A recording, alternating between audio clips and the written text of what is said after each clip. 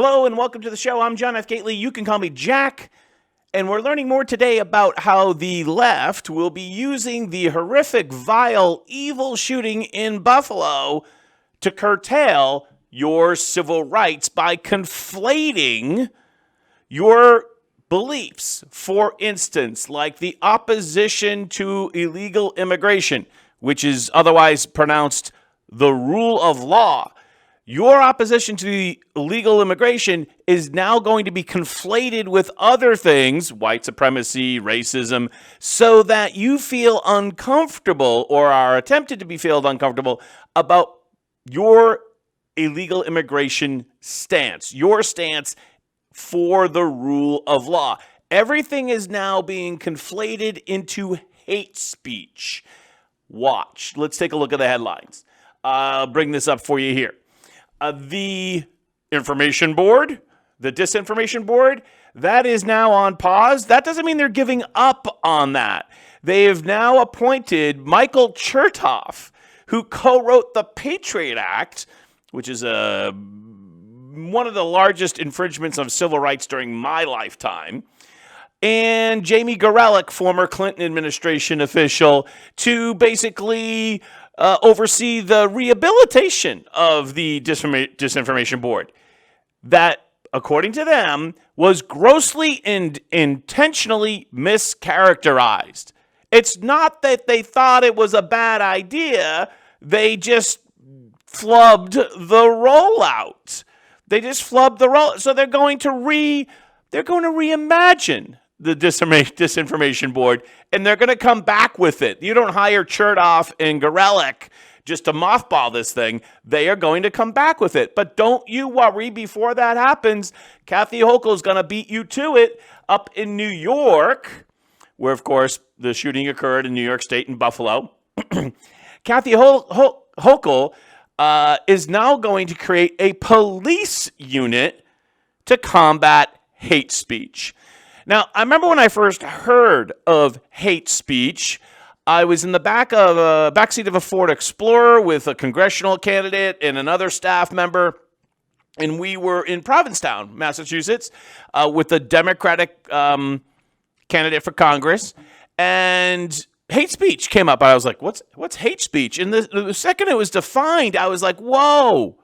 As soon as you start to criminalize thought, that can go in the wrong direction based upon what thoughts are popular or not popular at a certain time. Now, certainly we've had any number of crimes where the motive behind that has been hate. And those are horrific, horrific things, awful crimes. And they should be punished based upon the statute relative to the offense that was committed. Not as an aggravating factor of what the person thought at the time, because I said that can what is permissible as a thought versus non-permissible as a thought is variable based upon the time frame in which you live. Let's take a look as a perfect example of some hate speech from former President Bill Clinton. Let's take a look here. Not only in the states most heavily affected, but in every place in this country are rightly disturbed by the large. That's because every state's a border state. Large numbers of illegal aliens entering our country. How could he? That's a hate speech. That's hate speech. How could he say this? By the way, this is the State of the Union address in 1995. The jobs they hold. I love it how they cut to whoever these congressmen. They do look like they're sleeping. That's Barney Frank in the third row back with the glasses. Otherwise be held by citizens or legal immigrants. The public service they use impose burdens on our taxpayers. You go, Bill Clinton. That's why our administration has moved aggressively to secure our borders more by hiring a record number of new border guards. Is this Trump hiring a record number of new border guards?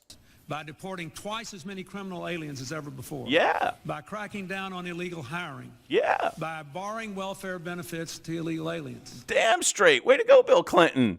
You domestic terrorist, right? If you say that today, as the headline says here in Citizens Free Press, Tucker Carlson, Bill Clinton sounds like Tucker Carlson. This is considered hate speech today. That's how far the Democratic Party has gone. As I may have mentioned before, I used to be a Democrat, right? And as Ronald Reagan once said, I didn't leave the Democratic Party. The Democratic Party left me. I was actually a big Bill Clinton fan going back until the day he announced. I remember it, October 1991. I was in college because he was reasonable. Democrats aren't reasonable anymore. Take a look at this clip from pro-abortion, or this headline: pro-abortion extremists threaten to burn down, storm Supreme Court, murder justices, government memo reveals. Now, this is from the Daily Wire. Okay, don't want to take the Daily Wire's point of view? Let's go to Axios, where the story starts. DHS, Department of Homeland Security, which is also would be the ones that would oversee the Disinformation Board, prepare for violence. The big picture: law enforcement agencies are investigating social media threats to burn down or storm Supreme Court building and murder justices and their clerks, as well as attacks targeting places of worship and abortion clinics. This would be if the Alito draft opinion, which was leaked, stands. Now, we don't know when that's coming out, but they're preparing for violence. This violence would be on the left predominantly, or from people that are pro-abortion. Because why would pro-life people riot or anything like that? I mean, if it comes down on the Alito way, then, I mean, the pro-life folks, of which I would be in that category, we're going to celebrate, right? We won. But party on, Garth. I mean, that's going to be a celebration. It's not going to be a riot. But we've already seen what was the family counseling center. Was that in Wisconsin or Michigan? Where they've already got Molotov cocktailed. We've already seen the protest outside the Supreme Court justices' residences. We've already seen that. What happens when or if the decision does actually get issued the way Alito wrote it? Who's domestic terrorism now?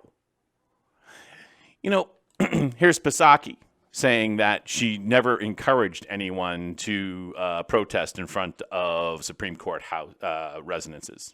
A week ago, after the Roe v. Wade protests were happening in front of the Supreme Court justices' houses, you said, and I quote, "We certainly can continue to encourage that people protest outside of judges' homes." I never said that. I'm quoting. I never said that. She can't even let the guy say his sentence. Has to interrupt. Quoting from. I said peacefully. Yeah. Oh, peacefully. Well, here's where the guy gets her. Sure, peacefully. That's a key word in there, isn't Peacefully. Actually, it's not a key word because that's not what the law says. Listen to what the kid has to say. Regardless, they're protesting because they're trying to impact the results. It's a federal crime to protest outside of justices' homes to impact the results. So my question is, do you regret encouraging people to protest outside of justice? All right, nice job, University of Chicago kid. Way to go. Keep in mind that the far left pro-abortion folks are taking this ruling. This is something that's not actually being noticed that much, but they're taking this draft opinion, which effectively might be a ruling, to broaden. This is very, very, very, very interesting, to broaden their approach. I heard Governor Polis on Fox the other day. He wouldn't answer the question, but here is somebody who does answer it directly. Let's cut to the tape here. Then what is the principal This is abortion advocate left speechless when asked if she would have 2-year-old. distinction between the human being that is 2 years old, or 9 months old, or 1 week old, or an hour old, than one that is 8 inches further up the birth canal in the utero? What's the difference? See the progression? Okay, now wait for the response. Why is it okay in the latter case and not the former cases? Oh, look at the discomfort. Look at the discomfort. I trust people to determine what to do with their own bodies. Wow. These people are getting even more radical. They now want to have abortion up until the last moment. They're actually using this draft opinion to actually even push which they lose, but they're using their draft opinion to actually push their position even more radical. Who's the domestic terrorist now? We'll close this episode with 2 clips from Matt Gaetz. Florida is recognized. This bill is ostensibly to fight extremism, which wouldn't be so objectionable if the people it empowered weren't so damn extreme. My point exactly. Thank you very much, Matt. We'll go to the end. Much of which will end up in the hands of the Azov Battalion without much inquiry. I am sincerely worried about domestic extremism, but from my vantage point, it's coming from America's political left. And you should really think about that. How domestic extremism is truly in the eye of the beholder. Perhaps the beholder of power. And power is about to change hands. It's very, very important. I remember when liberals would say, the left would say, I don't like what you're saying, but I'll defend your right to say it. I don't like what you're saying about tax policy or whatever it was, whatever it was. I don't like it, but I'll defend your right to say it because that's our system, the Bill of Rights. We effectively have fought wars. Men and women have died in our uniform under our flag for that right. Now the left wants to abandon that right. You'll, as a member of the right, the conservative person, you'll be the first victim of that. But you might not be the last. When you take one person's civil rights, whose civil rights are safe, right? When a thought is criminalized, which thoughts are then safe? Nobody's thoughts are safe. That's why that Orwell poster hangs behind me. It first came, as you might remember, with a question mark. Is Big Brother watching you? I took a Sharpie and scratched it out and wrote, Big Brother is watching you. Not as a question, but as an explanation point, as a statement. Do we want that?